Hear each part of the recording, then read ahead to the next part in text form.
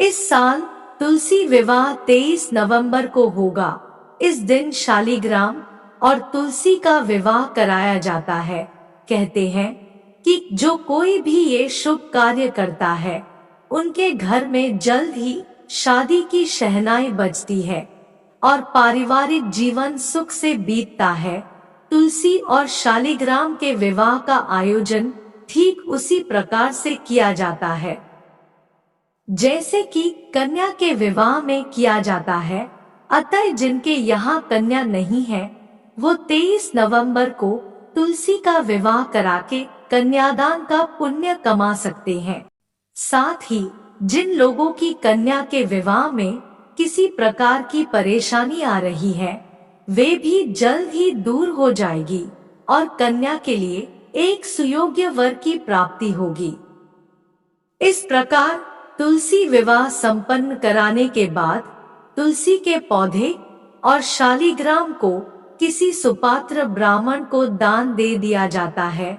आइए जानते हैं कि तुलसी विवाह के दिन कौन से खास उपाय करने चाहिए। तुलसी विवाह पूजन विधि: देव उठनी एकादशी के दिन ब्रह्मा मुहूर्त में उठकर स्नान आदि करें और व्रत का संकल्प लें। इसके बाद भगवान विष्णु की आराधना करें। एक चौकी पर तुलसी का पौधा और दूसरी चौकी पर शालिग्राम को स्थापित करें। इसके बाद बगल में एक जल भरा कलश रखें और उसके ऊपर आम के 5 पत्ते रखें। तुलसी के गमले में गेरू लगाएं और घी का दीपक जलाएं। फिर तुलसी और शालिग्राम पर गंगाजल का छिड़काव करें और रोली चंदन का टीका लगाएं। तुलसी के गमले में ही गन्ने से मंडप बनाएं। अब तुलसी को लाल चुनरी सिर उड़ाएं। गमले को साड़ी लपेटकर उनका दुल्हन की तरह श्रृंगार करें। इसके बाद शालिग्राम को चौकी समेत हाथ में लेकर तुलसी की 7 बार परिक्रमा की जाती है। इसके बाद आरती करें। तुलसी विवाह संपन्न होने के बाद सभी लोगों को प्रसाद बांटे। आइए अब सुनते हैं तुलसी विवाह कथा। प्राचीन काल में एक लड़की का जन्म राक्षस कुल में हुआ, जिसका नाम वृंदा था। दैत्यराज कालनेमी जैसे राक्षस परिवार में पैदा होने के बाद भी वृंदा भगवान विष्णु की पूजा करती थी। जब वृंदा बड़ी हुई तो उसकी शादी जालंधर नामक दैत्य से हो गई। जालंधर काफी शक्तिशाली राक्षस था, जिसका जन्म भगवान शिव के तेज के कारण समुद्र से हुआ था। बलवान होने के कारण जालंधर को दैत्यों का राजा बनाया गया। वृंदा से शादी करने के बाद जालंधर की शक्ति और पराक्रम बढ़ता ही गया। उसे किसी भी तरह से हराना मुश्किल था। जालंधर के बढ़ते अहंकार व आतंक से सभी देवता परेशान थे। जालंधर की बढ़ती ताकत के पीछे उसकी पत्नी वृंदा की विष्णु भक्ति और सतीत्व था। होते होते जालंधर अपनी शक्ति और अहंकार में चूर होकर स्वर्ग की देवियों पर काबू पाने की कोशिश करने लगा। इसी दौरान एक बार उसने माता लक्ष्मी को पाने का प्रयास किया, परंतु समुद्र से जन्म लेने के कारण माता लक्ष्मी ने उसे अपना भाई बना लिया।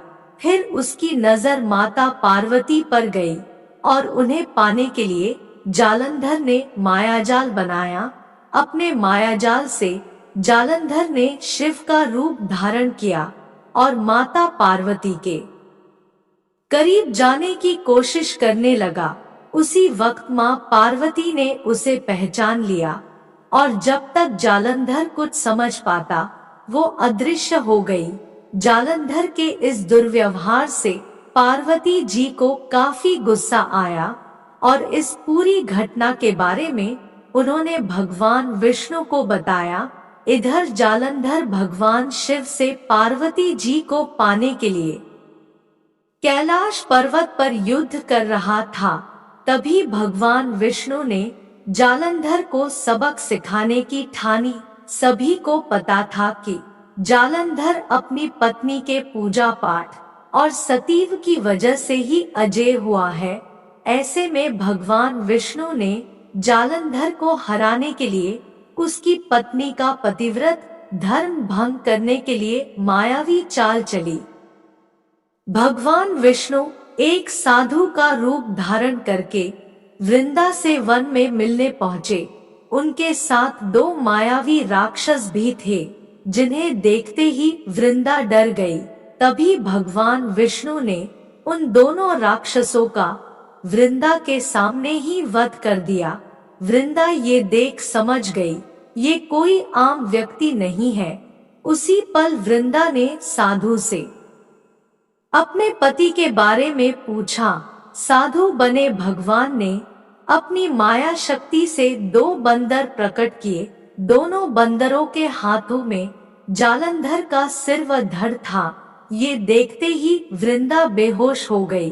कुछ समय बाद होश में आने पर वो साधु से अपने पति को दोबारा जिंदा करने की प्रार्थना करने लगी।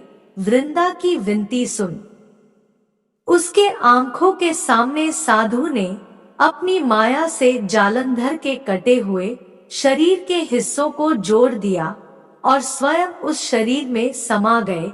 वृंदा को जरा सा भी अंदाजा नहीं था कि उसके साथ ऐसा छल किया गया है। जालंधर का रूप धारण किए विष्णु जी को वृंदा अपना पति समझकर रहने लगी। वृंदा के ऐसा करने से उसका सतीत्व भंग हो गया, जिसके बाद जालंधर कैलाश पर्वत में युद्ध हार गया। जब वृंदा को यह सच पता चला तो उसने गुस्से में विष्णु भगवान को पत्थर बनने का श्राप दे दिया। इस घटना के बाद वृंदा स्वयं सती हो गई। जिस स्थान पर वह भस्म हुई वहां तुलसी का पौधा प्रकट हुआ। विष्णु भगवान वृंदा की पति भक्ति से प्रसन्न हुए और उन्होंने कहा, हे वृंदा, तुम्हारी पति भक्ति देखने के बाद तुम मुझे प्रिय लगने लगी हो।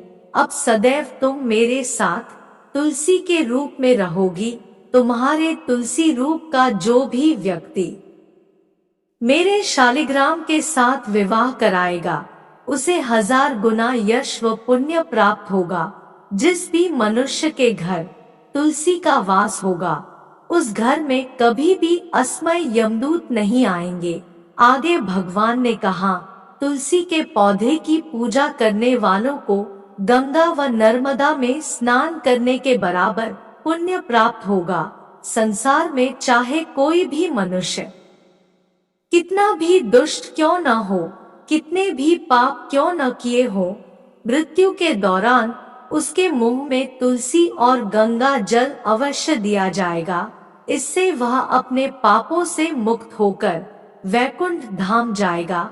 इसके अलावा जो व्यक्ति तुलसी व आंवला के पेड़ की छाया में पितरों का श्राद्ध करेगा उसके पितरों को मोक्ष मिलेगा। आशा है कि तुलसी विवाह व्रत और विधि से जुड़ी यह जानकारी आपको पसंद आई होगी। आप हमारे प्रोत्साहन के लिए एक कमेंट, एक लाइक, एक सब्सक्राइब और एक शेयर अवश्य करें।